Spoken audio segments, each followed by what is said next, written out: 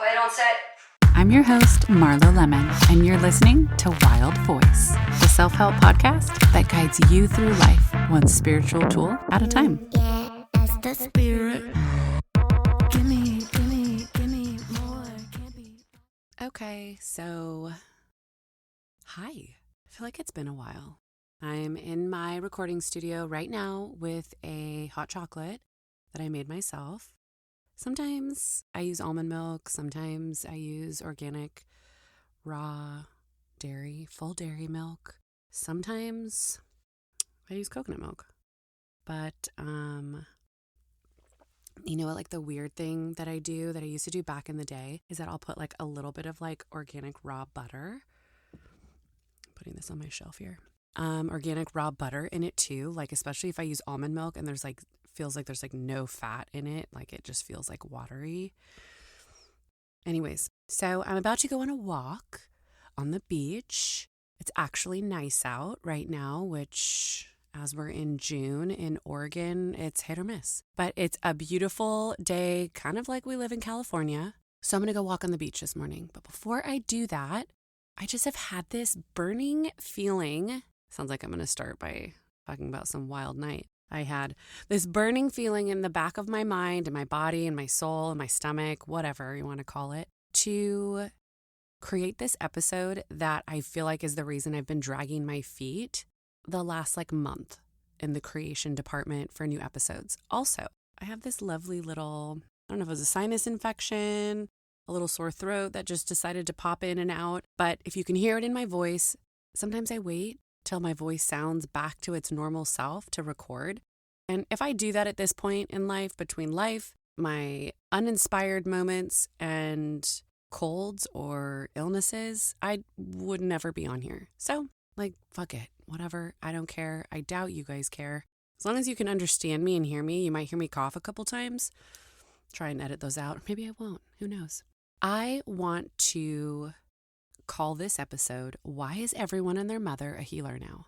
Now, is it just me? Or do you feel like everywhere you turn, someone is a intuitive or a healer or they channel soul spirits, or I don't know if it's just who I follow or if it's just happening everywhere right now, but it feels like it's like the cool thing to do.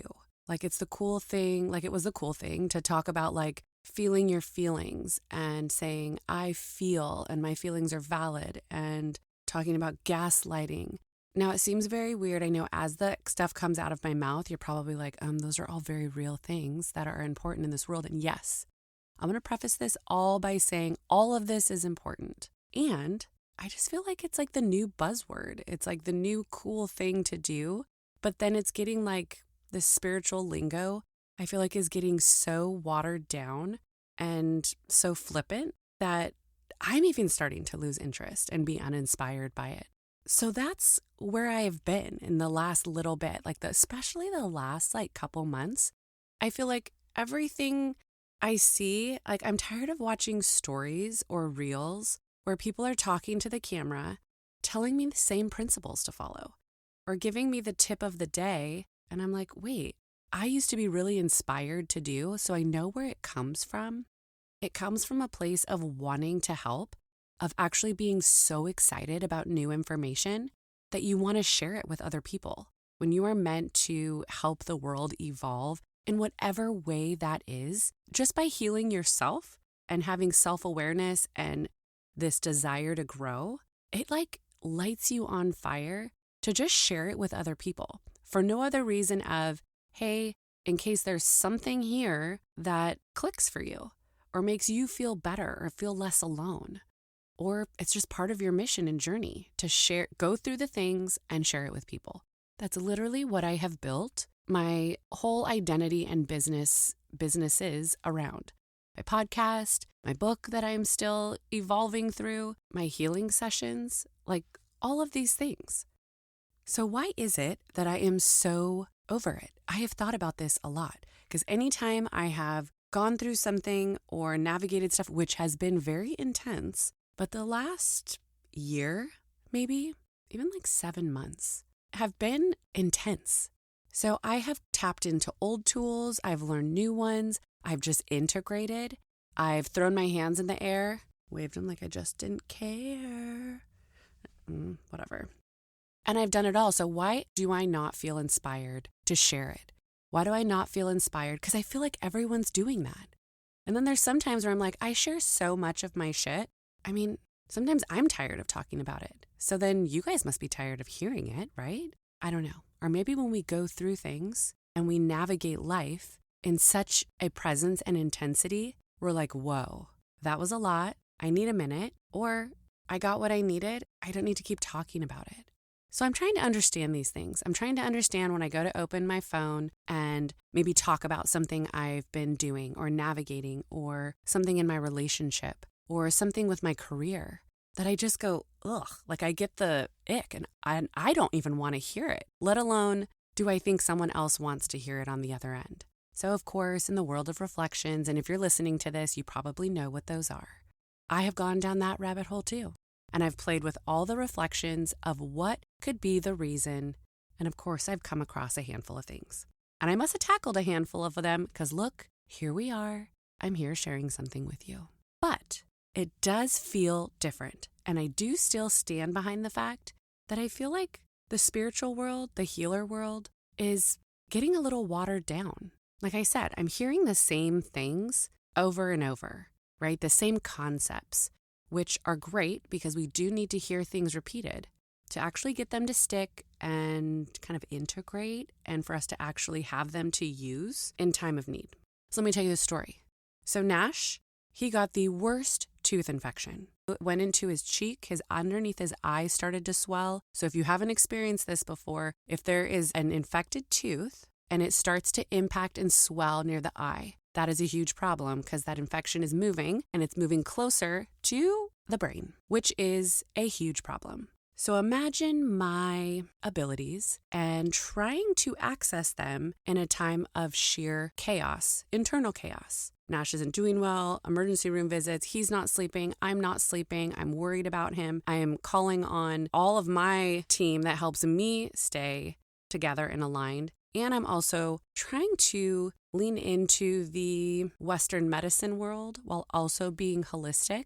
And that is a very scary place to be. I don't know if you've ever experienced that, but as you learn about yourself and how matrixy the real world can be, it starts to make you feel very uneasy in the human experience, especially when it comes to things that are very human, right? An infected tooth that now is going to possibly get an infection to his brain, that now I have to rely on Western medicine and emergency rooms is, at 2:00 in the morning when I haven't slept for days and I'm falling asleep just driving him there. That is shit that starts to make you feel a little nutty. Besides all the obvious things, right? Let's do the part of this episode where I go, okay, we all know, if you're listening, you know I get the reflections. You know I get the bigger picture. We also know there's a reason this is happening, right?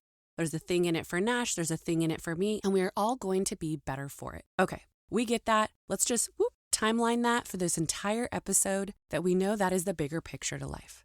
We're speaking in the human experience. So going through that was extremely traumatic. It was traumatic to me in a way that felt very unsettling because also what happened is my ability to access a lot of my gifts and tools were offline. They're offline because when we are highly emotional, whether we are calm, like when we think highly emotional, some of us might think I'm running around like Kevin McAllister, like Home Alone. No, it could look on the outside very calm and settled, but internally there is chaos going on. We are emotional about something that can mean overthinking, worrying, being scared. All of those things, our intuition goes offline, our brain receptors go offline, our neuroplasticity even changes. Like you name it, the shit is offline.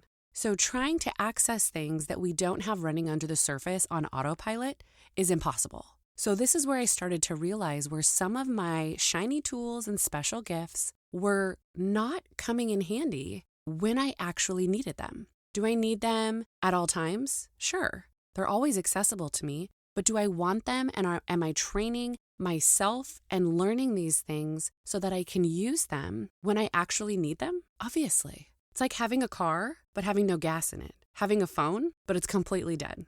there's this disconnect. Like, yeah, they're there, but if I can't access them, they're useless. So this experience that I went through with Nash was a huge eye-opener. It was something that got me to see where some of my gifts were offline and why. And I did a soul circle on this because I was so passionate about it and I was so gung-ho about understanding it, because this is what I do. When I go through traumatic things, when I go through big events, I want to understand them. For someone who didn't do well in college and didn't do well in school the traditional way, I am fascinated and so curious about how the inner workings work with our brains, our bodies, our emotions, life, metaphysics. Like, I'm just so inspired by it. So when things like that happen, it causes me to pull them apart and understand it and learn more about one thing and then apply it to the next, and so on and so forth. So when I had these moments, it was obviously a learning experience, but it also showed me something really huge. It showed me that a lot of how I went into that situation, in those situations, some of my basics were offline. So if I was focusing on some shiny tools that maybe were needed or are useful, but I was stopping running the programs under the surface on autopilot that actually are going to let me utilize those, that's the stuff I had to go back and look at and shine a light on. The nice part is once you know them, you can't unknow them. But sometimes we do have to remind ourselves. With that moment, that big moment, it caused a lot of turmoil. It caused emotional turmoil, physical turmoil, relationship turmoil. It caused financial, like all of the things. It touched all of the areas. And if you know me, my Nash, he is my heart and soul. Also is my biggest teacher. We tend to have a lot of the same lessons, compacted on the surface as the same, but underneath, very, very different. So with things like this happening, I felt uninspired to share the cheeky spiritual tools. I felt uninspired to say, hey, let me tell you about all these amazing tools, and let me also tell you all the ways they didn't come in handy when I really needed them. I for sure do not share shit unless I know it works 100%. So I have done it, I have tried it, done it so many different ways that then I'm ready to share it with you. And I haven't been super called to share some of these things until now. So bookend that moment and event. Nash, it started to line up. We got things moving in the right direction and we got a solve. And then I started to be able to learn on the other side of it, how to navigate it and look back and see what I could do differently next time. Now, the other aspect that I had found myself being very uninspired with sharing, my relationship. I don't talk much about my relationship, and I've wondered why. There was a conversation I had with one of my best friends, and I said to her, I'm like, you know what? I'm still trying to figure out this relationship thing. And I just have these moments of being completely shell-shocked that my life looks the way that it does. Because I have some idea in my head that with what I've been through, what I know, and how deeply rooted I am to my values and what I want to feel and experience in this life. That sometimes when I trip and fall and I go through the things that are confusing to me, especially in my relationship, I get extremely impatient and frustrated with all of it conceptually. I said, I don't know that I've got this life thing figured out yet. And I have so many tools and I have so much knowing and so much awareness and consciousness and access to things that I very quickly can exhaust myself looking for the options, looking for the answer, looking for the diamond in the rough. And she paused. She said, Mar, majority of us don't know what we're doing. The things that you want to understand and figure out, so do the rest of us. You're undoing a lot of patterns and things that you were raised with. Not that they were bad or wrong, but that they just don't fit in the life that you were creating, in the values that you were instilling. So give yourself a break. Your husband killed himself and you found him and he was sleeping with men and he had HIV before he passed away and you've been raising Nash on your own ever since. Oh, well, I guess when you put it that way. Sometimes I have conversations, appointments, meetings, interactions, and intuitively, I already know the percentage of what I'm meant to take from it. You might have a conversation with somebody and know that, 75% of it is just meant to be part of the experience. And the 25% is what you're meant to actually use and hold on to. You had to have that conversation. Even though it doesn't feel like it was the answer to everything, it probably has a piece of something wedged in there. This was one of those moments. It put me back on track with the clarity and perspective I needed to move through and work my magic.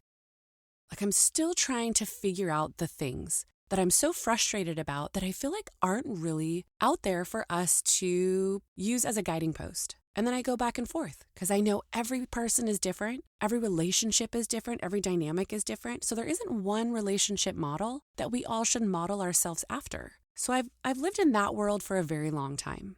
What feels isolating about that is there are points when you are in the thick of it that you want a reference point. And if you don't have a collective reference point, it feels, again, very isolating. It feels very isolating in the relationship that you are in, too, because you don't have a connecting point that you both can have a neutral kind of backboard. So it puts a lot of pressure on the person that is doing more of that work, that is the higher frequency, that is more evolved in this way. So that falls on me, and that feels like a lot. And like I'm out here doing the spiritual work in this human experience, and I feel alone. Yet I know I'm never alone.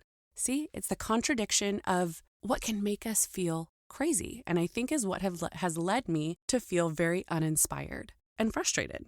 The contradictions of there isn't just one answer that says yes to everything. There isn't just one answer you can plug in and say, okay, this is what I do next, then I go here, then I go here. I'm not a big fantasy sports person or keeping track of championships or whatever that nonsense is, but I am very much so in the sports world. My partner is very in love with sports, and Nash is at the age now where sports are a big deal. But like the brackets, where it's like, okay, this team and this team play each other.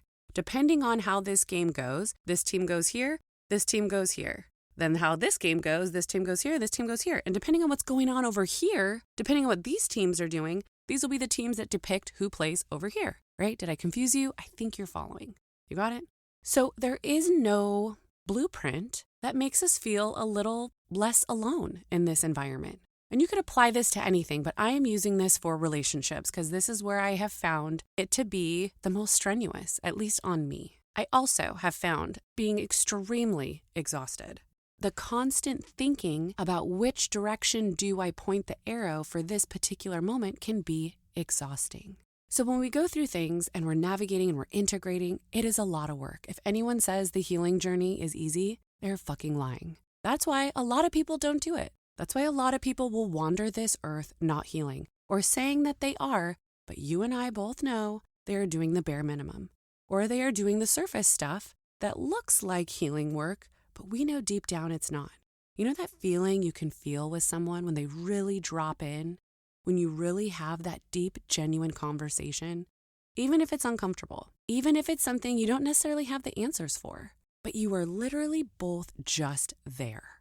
And then the conversations that are surface level. You feel the difference. So based on what I have experienced in life, I love the depth. I am uninspired by the surface level conversations. Now, don't get me wrong. I get that there is a place for small talk, but my bandwidth for it is very small. So back to being uninspired about sharing things and what I actually want to tell you about.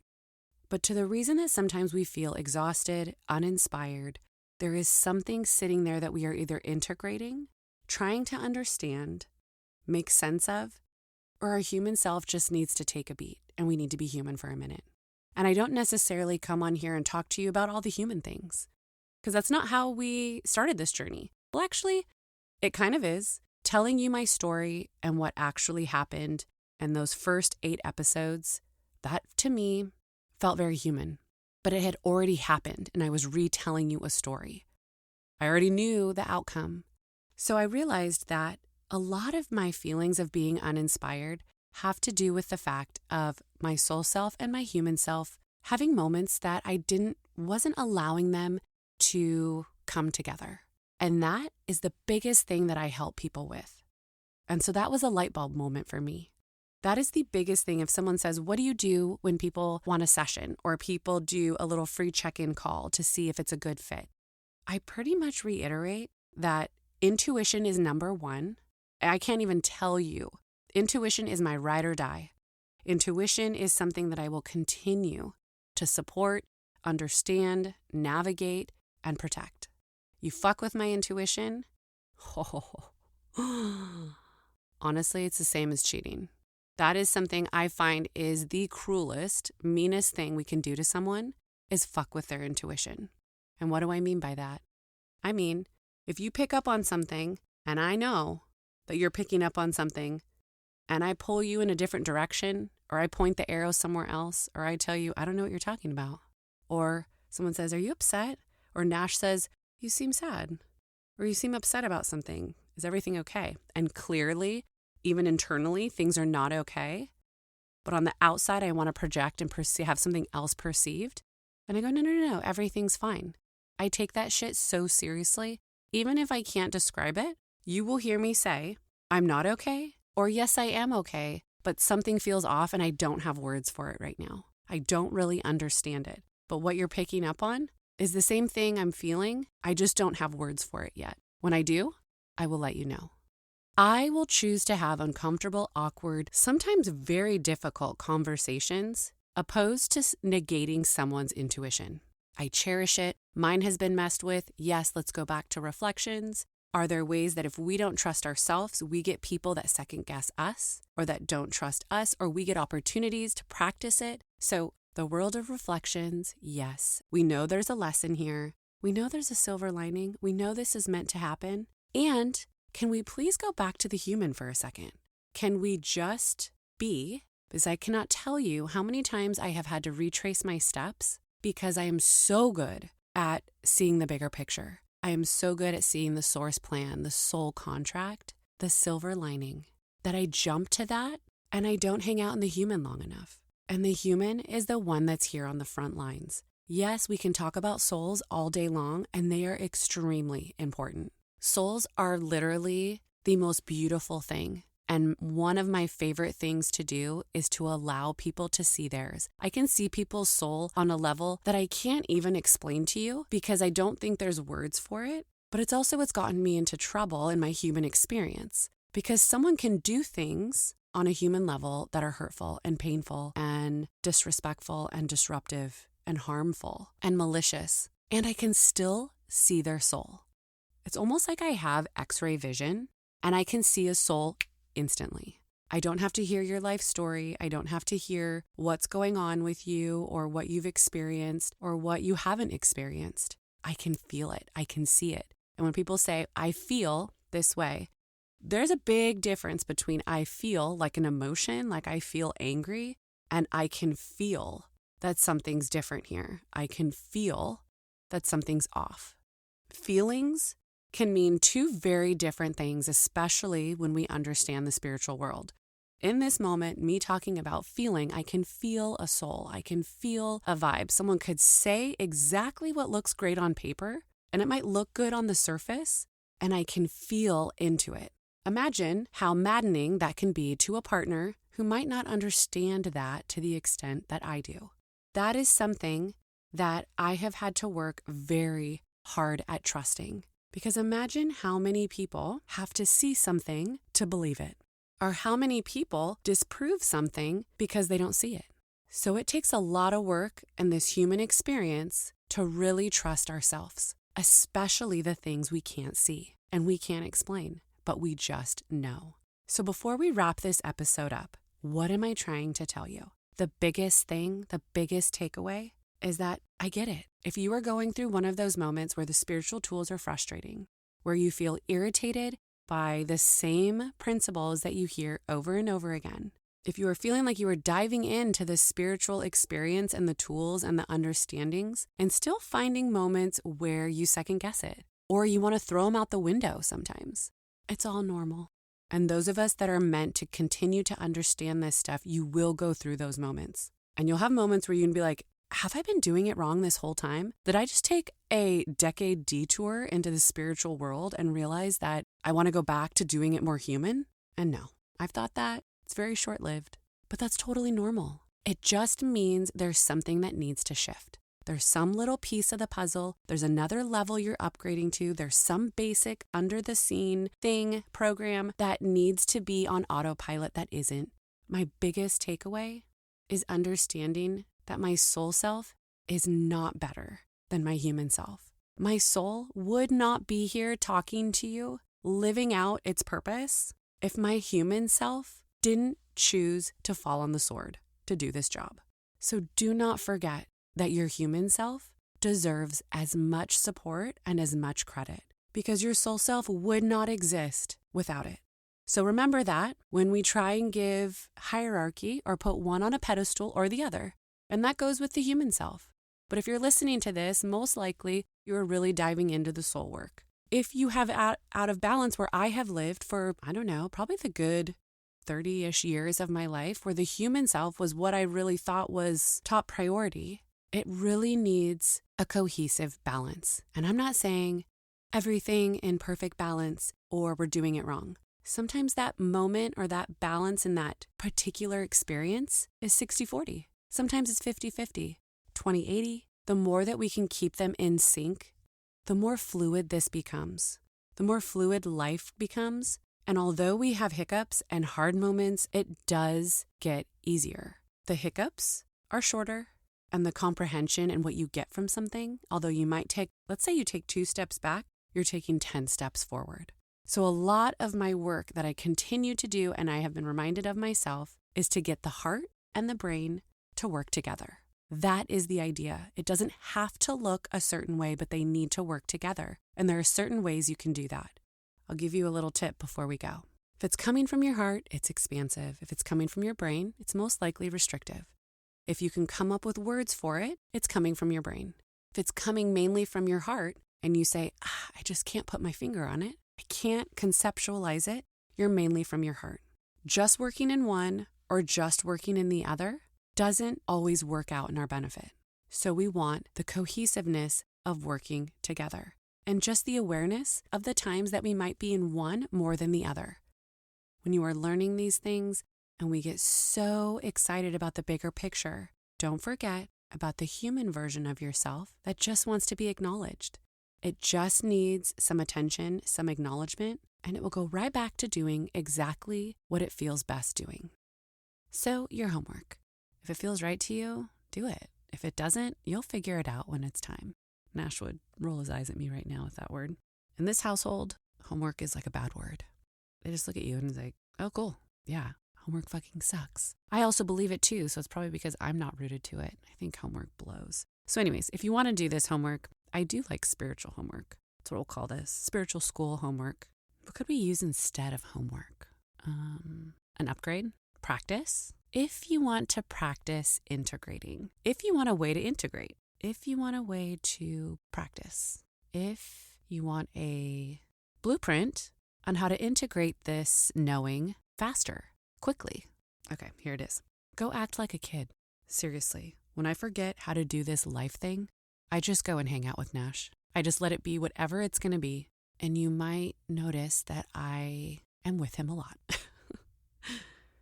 And something else, if you want to put it in your back pocket, I find it very helpful in all areas of my life, especially in my relationship moments where I feel like I'm dealing with wildfires. Just ask, why would my higher self put me in this situation? Or what would my higher self do right now? Or take the specific thing and say, would my higher self put me in a position to hurt me? This is a great opportunity to practice staying in your heart and listen to that intuition, listen to that higher self, that source connection. And I guarantee you'll hear an answer that will feel much more expansive, much more empowering than the one your brain is probably convincing you of. I can't wait till next time. Bye. Yeah, that's the spirit. Okay, just because this episode's over doesn't mean our time together has to be. Find me at marlolemon.com and on Instagram at marlo.lemon. Check the show notes for other ways for us to stay connected. And one more thing, if you found this episode helpful, don't keep it to yourself. Share it on social, review it, tell a friend. The more of us who become soul-aligned, the more beautiful, harmonious, and fulfilling this world becomes. We're in this wild ride of life together.